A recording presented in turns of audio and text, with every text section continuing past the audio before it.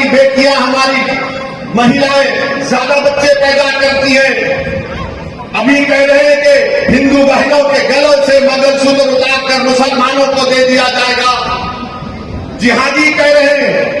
कभी मोदी कहते हैं कि झारखंड में जाकर तकरीर करके मोदी ने कहा कि झारखंड के किसी जिले में जुमे के दिन छुट्टी का ऐलान कर दिया गया, तो मोदी ने कहा देखिए यहां पर मुसलमान जुमे को छुट्टी मना रहे हैं, अब क्या मुसलमान संडे के दिन ईसाइयों से लड़ेंगे, और अगर नहीं करेंगे तो क्या हिंदुओं से लड़ेंगे।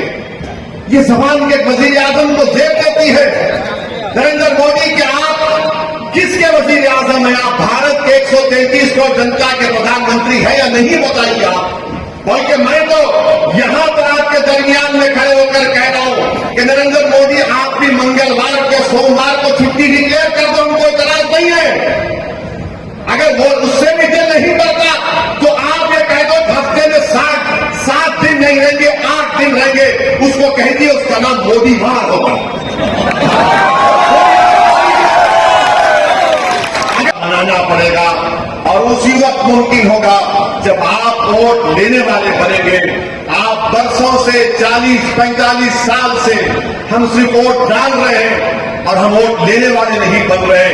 और इसलिए नहीं ले पाते क्योंकि हमको डरा दिया गया कि अगर हम वोट लेंगे तो कोई और जीत जाएगा, फिरका परस्त ताकतें जीत जाएंगी, बीजेपी जनसंघ जीत जाएगी। मेरे अजीज दोस्तों और बुजुर्गों, मैं अपनी बात को आपके सामने दलील के साथ प्रूफ कर दूंगा। मेरा आपसे एक ही सवाल है कि क्या 2014 में आपने नरेंद्र मोदी को वोट दिया था? कितनों ने वोट नहीं दिया था? हाथ उठाइए। क्या आपने 2017 में बीजेपी को वोट दिया था? क्या आपने 2019 में दिया था? क्या आपने 2022 में दिया था? क्या 2024 में देंगे आप? कितने नहीं देंगे? हाथ उठाइए। आप अपने दिल पर हाथ रखकर सोचिए कि असदुद्दीन ओवैसी 2014 में नहीं आया था तो कैसे बीजेपी जीत गई?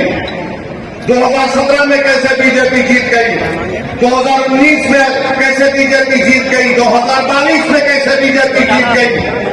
ये आपके हमारे दिलों में एक चीज डाल दी गई है कि तुम अगर वोट लेने वाले बनोगे तो बीजेपी जीत जाएगी। बीजेपी आपके वोट से नहीं जीत रही है, मैं आपको बता रहा हूं। बीजेपी इसलिए जीत रही है कि समाजवादी पार्टी कमजोर है। बीजेपी इसलिए जीत रही कि कांग्रेस में अब दमखम नहीं रहा।